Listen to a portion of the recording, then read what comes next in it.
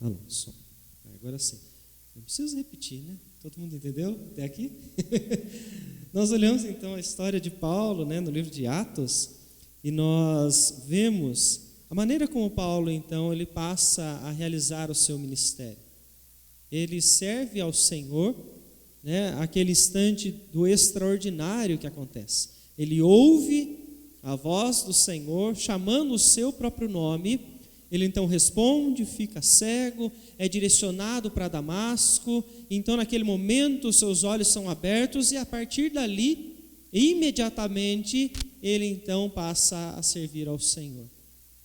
Claro que nós não vamos olhar para o ministério de Paulo e entender que conosco tem que acontecer da mesma forma, né?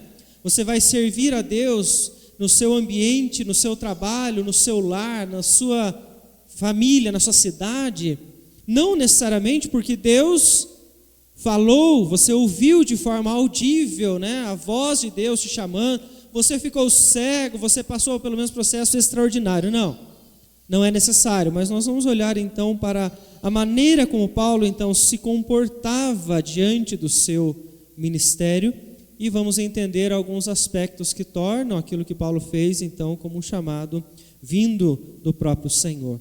Por isso então vamos falar sobre esse serviço no reino, exemplificado em Paulo no texto de Efésios capítulo 3. Vamos ler do versículo 1 até o versículo de número 6. O texto, então, da palavra do Senhor diz o seguinte: por esta causa, eu, Paulo, sou prisioneiro de Cristo Jesus, por amor de vós, gentios, se é que tendes ouvido a respeito da dispensação da graça de Deus, a mim confiada para vós outros. Pois, segundo uma revelação, me foi dado conhecer o mistério, conforme escrevi há pouco, resumidamente. Pelo que, quando ledes, podeis compreender o meu discernimento do mistério de Cristo, o qual em outras gerações não foi dado a conhecer aos filhos dos homens, como agora foi revelado aos seus santos apóstolos e profetas no Espírito, a saber que os gentios são co-herdeiros, membros do mesmo corpo e coparticipantes da promessa em Cristo Jesus por meio do Evangelho. Vamos orar mais uma vez? Senhor, nós neste momento clamamos a Ti que nos conceda a sabedoria, através do Teu Espírito, o Senhor ilumine as nossas mentes para podermos compreender com toda a clareza a Tua palavra esta noite.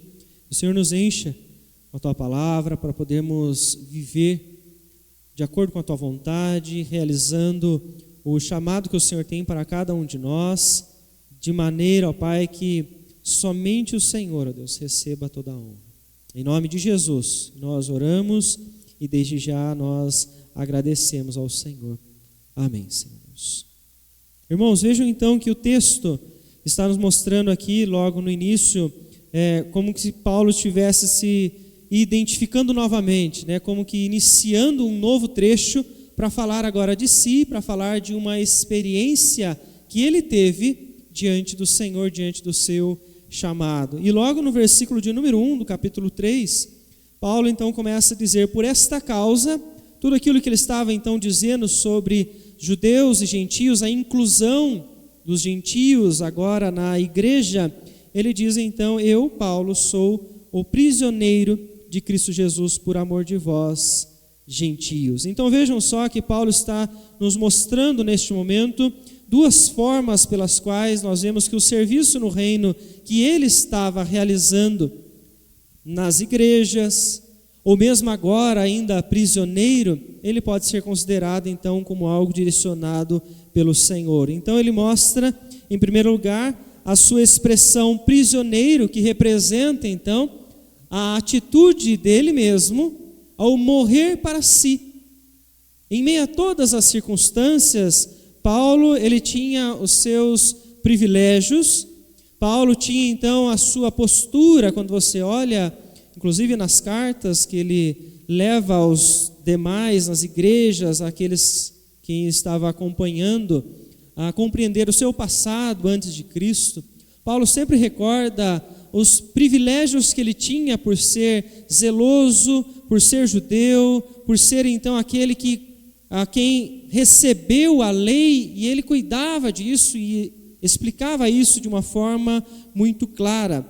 Então Paulo, se for olhar a sua história, ele era alguém que possuía grandes privilégios. E aqui nós vemos então ele mostrar toda a sua disposição em continuar servindo ao Senhor, mesmo em meio às circunstâncias que ele está vivendo.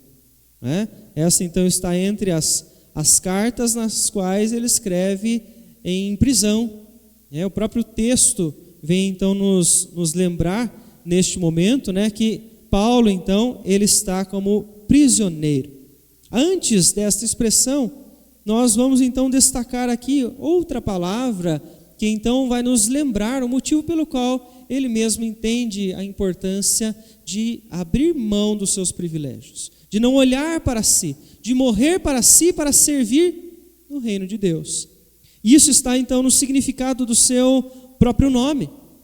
Quando você lembra a história de Paulo, você vê o texto de Atos, capítulo 7, quando ele está ainda naquela perseguição a Estevão, você vê então como ele se comportava antes de Cristo. Era o perseguidor. Era aquele então que levava-os do caminho para a morte, para o cárcere, porque ele era contra a postura destes que anunciavam sobre Jesus. Nós vemos então que há uma mudança na história sobre o nome dele. Ele deixa então de ser chamado de Saulo para ser chamado então de Paulo. E o próprio nome então ao qual ele vem dizer e reforçar na carta que ele já disse no início, que ele mesmo estava então escrevendo, ele vem falar o seu nome para quê? Enfatizar isso. Quando ele então usa o seu nome, ele está lembrando que ele agora já não é aquele a quem se considerava grande, mas pelo significado do nome ele é pequeno. Não tem mais a grandeza como ele mesmo achava que tinha antes. Agora ele está mostrando que ele se considera então pequeno, fraco. Como ele mesmo vai falar mais à frente, depois no texto, o menor de todos os santos. Paulo está então olhando para si mesmo e ele está lembrando aos Efésios como é que ele passou a se comportar depois de sua conversão, como é que ele se comporta diante do seu serviço a Cristo Jesus. Então veja, ele começa a mostrar que os privilégios que ele tinha antes, ele agora já não os considera mais. Nós vemos em outras cartas, Paulo falar então que tudo aquilo que ele tinha, ele considera então como nada, sem valor algum perante Cristo Jesus. O que mais importa para Paulo agora no reino é o serviço a Cristo Jesus, é honrar ao seu Senhor neste momento com o chamado ministério que ele recebe de Cristo Jesus. A própria vivência de Paulo antes era como um judeu perseguidor. Há uma explicação no entendimento de Martin Lloyd Jones do porquê Paulo estava preso neste momento. E isso está ligado à postura dos judeus no entendimento dele. Porque na sua visão, Paulo estava sendo preso por ser um judeu e pregar sobre a inclusão dos gentios na promessa do Messias, a qual os judeus acreditavam então que viria apenas para eles. Então há esta revolta da parte dos judeus, a qual antes de Cristo Paulo também fazia parte, e agora ele está sendo então perseguido por causa disso. Ele é prisioneiro de Cristo Jesus. Então veja, ele desconsidera quem está perto dele, Imaginem Paulo agora no cárcere, ele foi levado então diante daquela circunstância, não pode mais caminhar por entre as cidades, mas ele lembra mesmo assim que ele é apenas um pequeno servo. Um servo que está ali para então honrar ao seu Senhor Cristo Jesus. Paulo poderia ter desanimado na prisão, Paulo poderia ter dito: agora não tenho mais como caminhar nas cidades, fazer as viagens, vamos abandonar isso. Mas ele continua, Em suas cartas ele inclusive lembra o quanto que as algemas estimularam a igreja a continuar a pregação, ou a falar ainda mais sobre Cristo, mesmo que fosse para disputas pelo ego de alguns, ele diz, eles estavam pregando o evangelho de Cristo Jesus. Paulo continua, mesmo prisioneiro, anunciando então sobre aquilo que Cristo Jesus fez para nos dar então a salvação. Veja, ele está falando, eu não tenho privilégios, eu agora sou um servo, um escravo, um prisioneiro de Cristo Jesus, eu estou então a seu favor, independente das circunstâncias. Assim também ele fala no versículo de número 2, quando ele diz, se é que tendes, falando dos gentios, ouvido a respeito da dispensação da graça de Deus, a mim confiada para vós outros. Então ele está lembrando neste momento que além de ser um prisioneiro, ele recebeu algo que não é dele, não é nem para ele naquele momento. Ele recebe do Senhor a mensagem da graça, a mensagem do Evangelho de Cristo para os outros, para levar isso aos gentios. Então é uma forma de abnegação, a qual Paulo está dizendo, eu estou aqui agora abrindo mão dos meus privilégios, das minhas vontades, para eu servir a Cristo Jesus. É uma postura que nós observamos o apóstolo Paulo então ter, inclusive na expressão que ele usa depois no versículo 7, quando ele fala sobre o ministro, também usada na carta aos Coríntios, nós vemos então que ele está se colocando como um servo, ele é um mordomo, ele está ali para os outros, ele está ali então não para si mesmo. Veja como é uma postura completamente diferente do que nós vemos hoje em dia, até mesmo dentro das igrejas, de pessoas que querem fazer, estão muitas vezes dispostas a se envolver, mas para agradar a si mesmas, e não para agradar a Cristo, ou para responder ao chamado que o Senhor faz a elas, no trabalho que elas estão, na cidade onde elas estão, elas querem fazer para si, né? Então nós vemos Paulo neste momento aqui disposto a sacrificar os seus privilégios. Quando você pensa nisso, então você entende que você tem algumas condições que algumas pessoas já não têm mais, né? Se você for olhar Paulo nesse momento e os Efésios, Paulo estava preso, os Efésios estavam livres. Ele estava então abrindo mão ali do seu conforto, abrindo mão ali do seu tempo para escrever cartas, e hoje não é diferente. Nós temos tempo, nós temos conforto, nós temos a nossa segurança, mas quantas vezes nós paramos para pensar, não, eu posso abrir mão deste privilégio que eu tenho para servir no reino? Porque o que mostra para nós, então, uma das características que nós podemos destacar aqui, de que esse serviço de Paulo, ele é através de um chamado vindo de Deus, é porque ele está disposto a abrir mão de si mesmo. Ele está disposto, então, a abrir mão do seu tempo, a abrir mão, então, das suas vontades, a abrir mão do seu conforto, para poder pregar o Evangelho. O que muitas vezes dentro da igreja nós já não encontramos mais. Pessoas que estão respondendo a algum tipo de serviço, na qual elas não sabem quem as chamou para fazer, porque elas não abrem mão das suas vontades para poder realizar. As vontades, os privilégios acabam ficando sempre em primeiro lugar.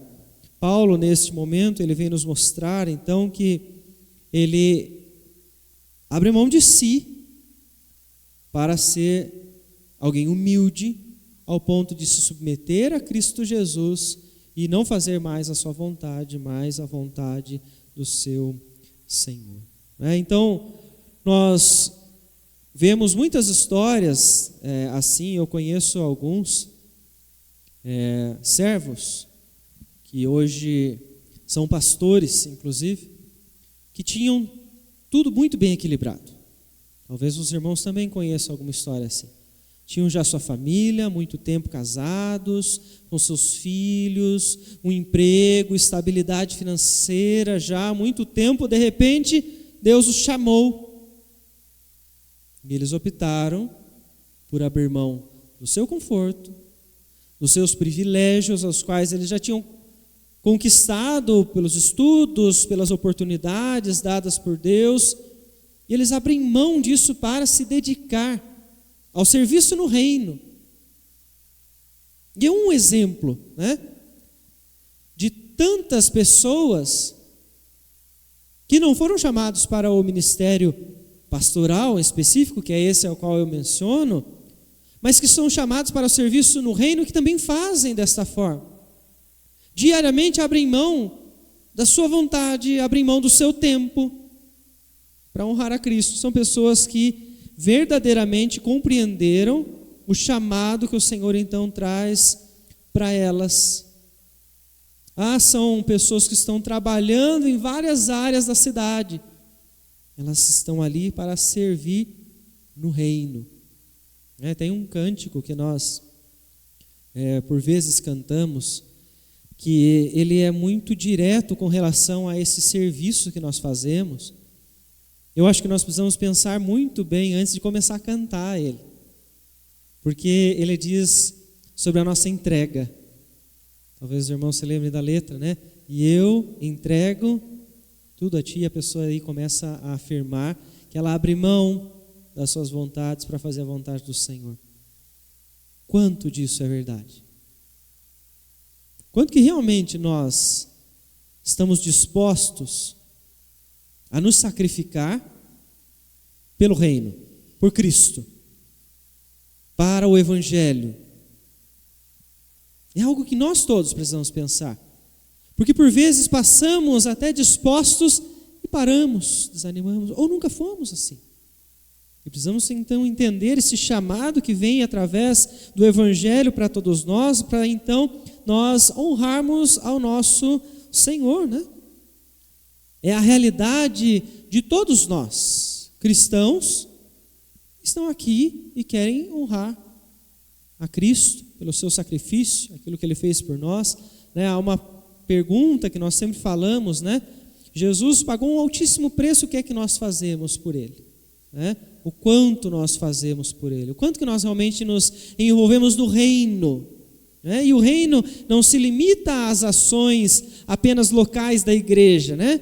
Você vai atuar na cidade em diversas formas, diversas áreas, com diversas pessoas. Quanto nós estamos nos envolvendo no reino, né? Entendendo que aquilo que estamos fazendo então é para Cristo, sendo aí de verdade, quando nós cantamos, uma real entrega, ou uma total entrega, né? Ou estamos nos esforçando para chegar nisso, né? Mas ainda assim, nós poderíamos questionar, como nós então observamos logo no início, né, a imagem, lembrando lá as torres gêmeas, né, do World Trade Center, que aqueles homens eles tinham uma entrega total. Eles se doavam completamente por aquilo que eles acreditavam. Muitos até, ou a maioria deles, né, para servir a Deus. Então, será que apenas a entrega total, ela pode ser então um sinal deste real serviço a Deus? Se você for olhar para estes homens, né, nós observamos que não é o único detalhe que é necessário. Alguns podem distorcer isso e se entregar por causas que em nenhum momento vão honrar ao Senhor, em nenhum momento vão então ser em obediência a Deus. Vejam então que Paulo, no versículo de número 3, ele diz o seguinte: pois segundo uma revelação me foi dado conhecer o mistério, conforme escrevi há pouco, resumidamente. Vejam então que Paulo, ele está mostrando aqui que ele faz algo, como ele diz no versículo anterior, para os outros ali, ele abriu mão de si mesmo, mas não por algo que ele recebeu e nem então esperando qualquer tipo de benefício deles. Foi dispensada a ele a graça de Deus. O Senhor então o abençoou com este privilégio de entender a graça do Evangelho e poder então servir através dela, de poder dispensar aos outros, de poder contar às outras pessoas. Podemos então afirmar que Paulo Ele não morre para si mesmo ou se entrega de uma forma para que ele possa receber algo dos gentios. Não, ele faz porque ele já foi presenteado, porque ele já foi agraciado por Deus. E aí nós vemos então o diferencial, mais uma vez, que talvez complete esta ideia, de que as pessoas muitas vezes se entregam de uma tal forma, esperando que os outros a louvem, os outros reconheçam o seu serviço, e não simplesmente fazem para honrar a Cristo. Porque talvez você não tenha percebido no serviço, mas em alguns momentos você vai servir a Deus e ninguém vai saber. Em alguns momentos você vai se esforçar de tal forma que você vai chegar à prisão de Roma e ninguém vai reconhecer isso. Talvez pelo contrário, vão te abandonar, vão te acusar, vão rejeitar você. E ainda assim, como Paulo naquele momento, ele se manteve firme. Nós precisamos manter firmes de acordo com o chamado que Deus tem para nós. E isto então vai ser visto nesta entrega, onde nós podemos fazer sem qualquer tipo de mérito que esperamos dos outros, né? Ainda então, Paulo vem dizer no final do versículo de número 5, desta revelação, que ela foi feita então no Espírito, né? O final do texto. Ele está abrindo mão de qualquer tipo de ação dele, para que ele pudesse receber essa graça, receber a salvação, receber então este privilégio. Não, ele foi presenteado, o próprio Deus está agindo em sua vida e através de sua vida, para que ele pudesse então servir dentro do reino, né? Então nós vemos aqui que ele está falando de uma revelação, né? Ele não construiu essa ideia, isso ele enfatiza na maior parte de suas cartas. Este evangelho não foi feito, né, por mentes humanas, ele recebe isso diretamente de Cristo, ao qual nós vemos no livro de Atos, que após um tempo apenas ele vai a Jerusalém para confirmar com os demais, para saber então se aquilo que ele estava falando era correto, e era exatamente a mesma mensagem que Pedro e os demais estavam então já anunciando, porque Cristo havia então os revelado. Então, morrer para si mesmo é necessário, né? Aqueles então que não compreendem o sacrifício para poder viver no reino, abrir mão de suas vontades, abrir mão de muitas posturas que estavam tendo até aquele momento, essas pessoas precisam questionar então se aquilo que elas fazem para o Senhor, elas fazem visando mesmo honrar a Cristo. Se elas não estão visando talvez a si mesmas, né? E a segunda questão que nós já enfatizamos aqui no versículo de número 1, completando então a expressão de Paulo, ele diz: por esta causa sou prisioneiro de Cristo Jesus, por amor de vós os gentios. Então, como nós falamos, a dispensação da graça que ele estava então recebendo, não era para ele, não era por causa dele, mas era pelos outros. Então, não só morrer para si mesmo é uma marca de que Paulo foi chamado pelo Senhor e buscava honrar a Deus, mas também que ele queria viver para os outros. Ele está em serviço neste mundo. Ele está ali, então, para agradar ao Senhor e obedecer a Deus, para que os outros possam conhecer a verdade. Porque é isso que ele está, então, trazendo na continuação do texto, né? Ele fala no versículo 3 deste mistério. Mistério antes não revelado, um mistério que antes outras gerações, como ele diz no versículo de número 5, eles não tinham essa clareza, a qual Pedro também em sua carta vem enfatizar que até mesmo outros, né, os profetas não tinham clareza, os anjos queriam saber, não sabiam com clareza o que é que ia acontecer, como então o Senhor iria realizar com todos os detalhes a redenção, né, através do Messias. E os profetas do Novo Testamento, né, no tempo de Paulo, e também os apóstolos, eles compreendem então o que é este mistério. O mistério que fala de Cristo Jesus, mas que antes envolve os gentios, né? Veja então no versículo de número 6 que ele diz: a saber que os gentios são co-herdeiros, membros do mesmo corpo, e coparticipantes da promessa em Cristo Jesus por meio do Evangelho. Então, o que é que motivava Paulo a ir aos outros? O que é que motivava Paulo a estar no meio dos gentios? O que é que motivava Paulo a sair do núcleo da igreja, onde os judeus já tinham muito conhecimento sobre a lei, e aquilo então era usado para fortalecimento da fé, e sair para ir nas outras cidades, fazer as viagens missionárias, para pregar para povos que ainda não conheciam a Cristo e nem viviam debaixo então da lei de Moisés. Era o privilégio que ele tinha de falar sobre esse mistério de Deus àqueles que ele sabe que são cordeiros. Ou seja, eles fazem parte da mesma família que os judeus em Cristo Jesus e têm os mesmos privilégios.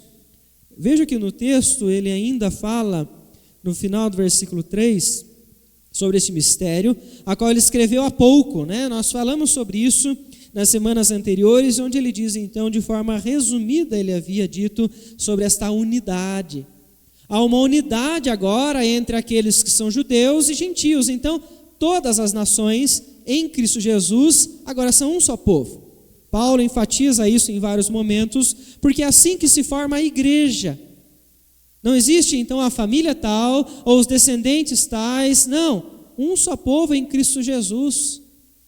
E estes então fazem parte dessa família e são tão herdeiros quanto os judeus através de Cristo Jesus. Então todas as bênçãos que o Senhor deposita sobre os judeus em Cristo, por causa do Messias, também são dadas agora aos gentios por causa da fé que eles depositam também no Senhor. Mas eles são também coparticipantes, como o texto mesmo diz, da promessa em Cristo Jesus por meio do Evangelho. Que promessa é essa? De que tudo aquilo que eles viveriam com o Senhor não seria algo momentâneo, mas eles vão viver então essas promessas por toda a eternidade. Das bênçãos, do cuidado, eles participam junto aos judeus da mesma forma. E é interessante de ver então que Paulo enfatiza algo que era um escândalo. É um escândalo para a sua época. É, como nós falamos aqui na visão de Martin Lloyd Jones, é o motivo talvez da sua prisão, né? Ele está anunciando isso a pessoas que não estão ali dentro, que não acompanharam o judaísmo, que não se importam, não sabiam do que eram as leis de Moisés. E essa é uma postura que muitas vezes a igreja também tem, de não viver para os outros, independente de quem eles sejam, para serviço do outro, para levar o evangelho a qualquer pessoa, entendendo que outros também são cordeiros, são membros desta família a qual nós fazemos parte. De sair então da sua zona de conforto, da sua segurança, doar o seu tempo a outras pessoas para que elas possam entender este mesmo evangelho que nos dá privilégios. Como ele diz então ao texto, né? Ele fala o privilégio de nós chegarmos diante de Deus, de nós termos este acesso ao nosso Senhor. Ele vai trazer então ao longo deste capítulo outras pessoas, mesmo que não tenham nascido em berço cristão, vamos dizer assim, elas farão parte da igreja quando o evangelho chegar até elas, porque são eleitos do Senhor. O que a igreja precisa se lembrar é que foi chamada pelo Senhor para servir no reino. E esse serviço então abrange a morte para nós mesmos, abrir mão das nossas vontades para vivermos para o outro, pregar o evangelho para as outras pessoas, independente então de onde elas estejam e de como elas estejam vivendo, né? É o receber, o aceitar as novas pessoas, é você lembrar que o Senhor não traz algo que é exclusivo a você e a mim, né? Mas também abrange outros que ainda não estão então no nosso meio. Vemos então que o serviço no reino glorificará a Deus quando tiver um chamado verdadeiro para tal. E vemos desta forma, então, como observamos no texto. Os sacrifícios devem ser sempre realizados, o sacrifício de si mesmo, por causa da graça, sem esperar qualquer tipo de recompensa. Nós fazemos porque já fomos abençoados por Deus. Já fomos, então, presenteados pelo Senhor através do que Cristo Jesus fez. Não fazemos para que os outros olhem para nós. Essa disposição em anunciar o Evangelho deve, então, brotar da alegria de nós vermos o crescimento do corpo, o crescimento da igreja.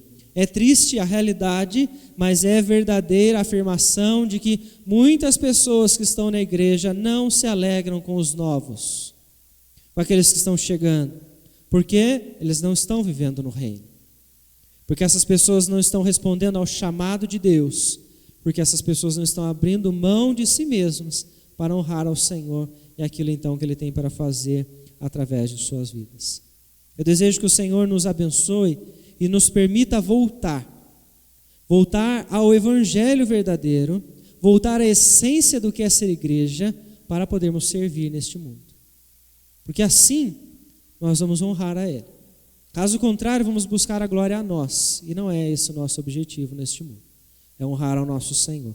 Desejo que Deus então nos abençoe como igreja, nos levando sempre à maturidade, para abandonarmos as práticas que não agradam a Ele e avançarmos em direção ao propósito que Ele tem para a vida de cada um de nós, no chamado que Ele tem nos nossos serviços, na maneira e no lugar onde Ele está usando a vida de cada um de nós. Alguém gostaria de trazer algum comentário a mais